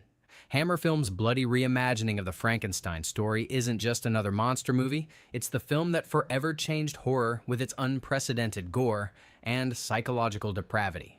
Peter Cushing plays a completely amoral Victor Frankenstein who murders without hesitation to further his experiments, while Christopher Lee portrays his pitiful, rage-filled creation. The production pushed boundaries that left censors apoplectic. Director Terence Fisher insisted on showing actual brain surgery footage, real blood, and explicit scenes of eye removal that had never appeared in mainstream cinema before. When British censors demanded cuts, producer Anthony Hines reportedly told them, "This is the future of horror. Get used to it." The film's most disturbing sequence shows Frankenstein deliberately murdering his mentor, Professor Bernstein, to harvest his brain. The calculated, emotionless way Cushing performs this deed shocked audiences used to seeing clear heroes and villains. This portrayal of scientific amorality hit particularly hard during the era of nuclear anxiety, when many questioned whether scientists had ethical limits. British censors gave it an X rating, while American critics denounced it as sadistic garbage and an abomination. Nevertheless, it grossed over 10 times its modest £65,000 budget and launched Hammer's horror dynasty. Martin Scorsese later called it the first truly adult horror film, while Christopher Lee credited it with removing the kid gloves from monster movies forever. Modern horror giants like Guillermo del Toro and Mike Flanagan have cited it as the film that made them realize horror could be both beautiful and deeply disturbing. The Bad Seed, 1956. The Bad Seed isn't a monster movie. It's something far more unsettling, a portrait of evil wearing the face of an innocent child. Patty McCormack delivers a bone-chilling performance as Rhoda, a sociopathic 8-year-old girl who murders without remorse to get what she wants, while her mother slowly realizes the monster she's raised. Director Mervyn LeRoy fought the studio over the film's disturbing implications that evil could be inherited and present in children. When a psychologist consultant warned the film might damage viewers' perceptions of children, LeRoy reportedly responded, "That's exactly what I want. I want them to look at sweet little girls differently after this." The film's most profoundly disturbing scene involves Rhoda burning a handyman alive after he discovers evidence of her crimes. The sequence uses sound rather than visuals to convey the horror, with the man's screams playing over shots of Rhoda calmly arranging her hair. This approach proved so effective that several theaters reported audience members becoming physically ill during this scene. The Bad Seed caused genuine public concern, with parent groups protesting its release and psychologists writing about the Bad Seed syndrome to describe increased parental anxiety. Despite controversy, it earned $4.1 million on a $1 million budget and received 4 Academy Award nominations. Alfred Hitchcock supposedly called it the most psychologically disturbing film Hollywood has ever produced, while Stephen King credited it with inspiring his own child-centered horror. Modern filmmakers like Jordan Peele have cited its ability to make the audience question their instinctive trust of children as revolutionary. Night of the Demon, 1957. Night of the Demon isn't just supernatural horror, it's existential dread made manifest. When American psychologist John Holden arrives in England to debunk a satanic cult, he becomes marked for death by a summoned demon that will kill him in exactly 3 days. As rational explanations fail, his sanity unravels as the deadline approaches. Director Jacques Tourneur, known for subtle psychological horror, battled constantly with producer Hal Chester, who demanded the demon be shown explicitly. Their infamous shouting matches nearly shut down production. Tourneur wanted the demon left to imagination, while Chester insisted on showing it. The compromise resulted in brief glimpses that are more disturbing for their restraint. The film's most nightmarish sequence involves the protagonist being chased through woods by an invisible force that manipulates the environment around him. The sound design, featuring whispered chanting and unnatural wind, created such atmospheric dread that multiple viewers reported feeling physically cold during these scenes. One London theater even received complaints that the air conditioning was too high during the sequence, though it wasn't even turned on. Initially released to mixed reviews, Night of the Demon has since been recognized as a masterpiece of psychological horror. Director Martin Scorsese included it in his list of the 11 scariest horror films of all time, calling it the perfect fusion of rational and irrational terror. Stephen King was so influenced by it that he incorporated its central passing the curse concept into his novel It. The British Film Institute eventually ranked it among the greatest British films ever made, noting its uniquely disturbing atmosphere that gets under your skin and stays there. Invasion of the Body Snatchers, 1956. Invasion of the Body Snatchers isn't just sci-fi horror. It's a nightmare about losing your identity while no one believes you. When small-town doctor Miles Bennell discovers alien seed pods are replacing people with emotionless duplicates while they sleep, he finds himself increasingly isolated as everyone around him is replaced. Director Don Siegel created such a powerful allegory for conformity that both political sides claimed it supported their views. The right saw it as anti-communist, while the left interpreted it as anti-McCarthyism. Siegel later said, "I wanted them both to be disturbed by it. That's what horror should do." The film's most disturbing sequence shows Miles hiding with his girlfriend Becky in an abandoned mine.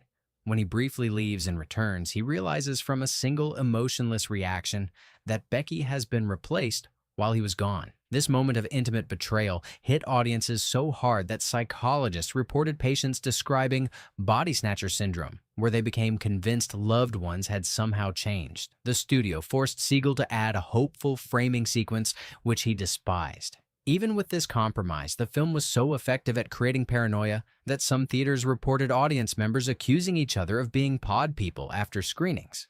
Despite mixed initial reviews, it grossed over $3 million on its tiny $380,000 budget. The Library of Congress selected it for preservation in the National Film Registry for being culturally significant, while the American Film Institute ranked it as one of the most thrilling films ever made.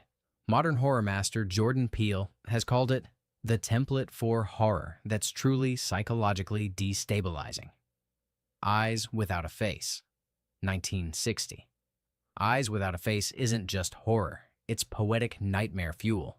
This French-Italian film follows a brilliant surgeon who kidnaps young women to surgically remove their faces in attempts to restore his daughter's disfigured visage. Beneath its art house veneer lies one of cinema's most disturbing body horror tales. Director Georges Franju deliberately juxtaposed beautiful cinematography with grotesque imagery.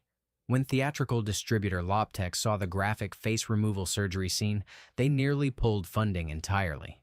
Franju refused to cut it, reportedly stating, "This is not horror. This is the terrible beauty of destruction." The infamous central surgery sequence shows in clinical detail as a woman's face is cut away from her skull while she's still alive. Shot with actual surgical consultants for accuracy, this 5-minute scene caused mass walkouts and fainting spells. At the Edinburgh Film Festival, 7 viewers reportedly required medical attention after this sequence. The French press dubbed it an abomination, while British censors demanded heavy cuts. Despite its controversial nature, Eyes Without a Face gained a cult following and eventually grossed 10 times its modest budget through international distribution. Initially dismissed by mainstream critics, it was later championed by film scholars as a masterpiece.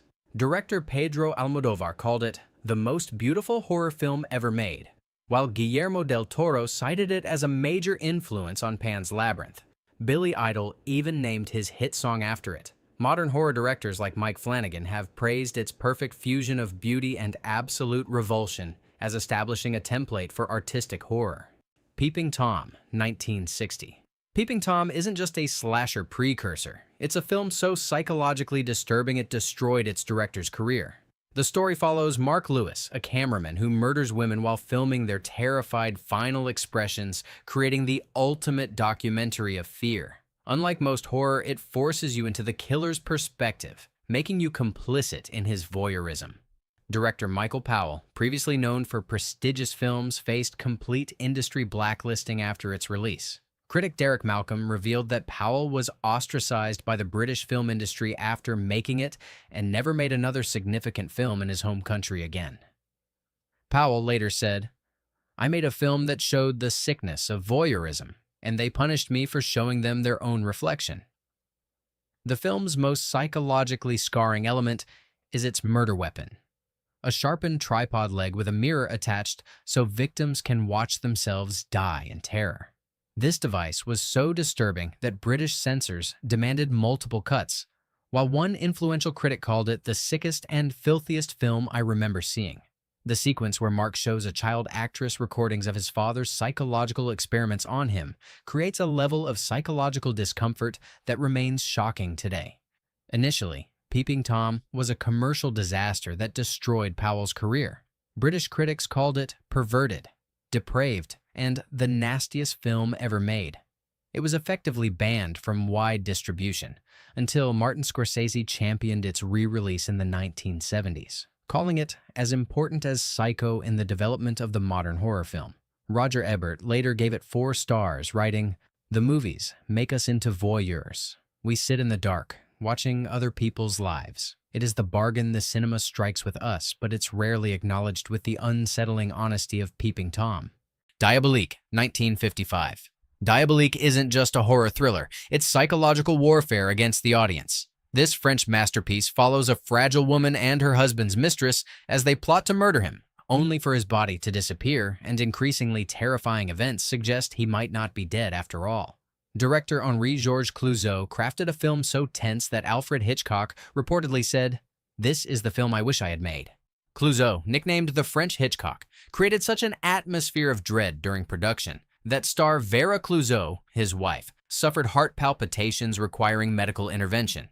The film's marketing included a now famous no spoilers campaign with posters reading, "Don't be diabolical. Don't destroy the illusion of your friends who haven't seen it. Don't tell them what you've seen. Thank you for them." The film's most unforgettable sequence takes place in a bathroom, where a supposedly dead man rises from a bathtub. This scene was so effective that reports emerged of viewers suffering cardiac incidents during screenings. In Paris, 2 viewers allegedly died of heart attacks, leading to a brief investigation into whether the film should be pulled from theaters. Clouzot dismissed these concerns, reportedly saying, "Cinema should make you forget you are sitting in a theater. It should grab you by the throat." Despite its disturbing nature, Diabolique was both a critical and commercial triumph, grossing over 50 times its modest budget internationally. It won the Prix Louis Deluc for Best French Film and is now considered one of the greatest psychological horror films ever made. Directors from William Friedkin to David Fincher have cited it as a major influence. Friedkin called it the most terrifying film I had ever seen, while Hitchcock studied it closely before making Psycho. Its infamous bathtub scene has been referenced in countless films, cementing Diabolique as the ultimate psychological horror experience of the 1950s. So, which of these disturbing classics do you think would still terrify audiences today? Drop your thoughts in the comments below.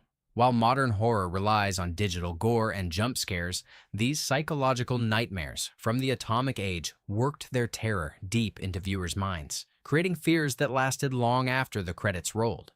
Could these older films actually be more disturbing than today's horror, precisely because they forced your imagination to do the most terrifying work? Let us know what you think.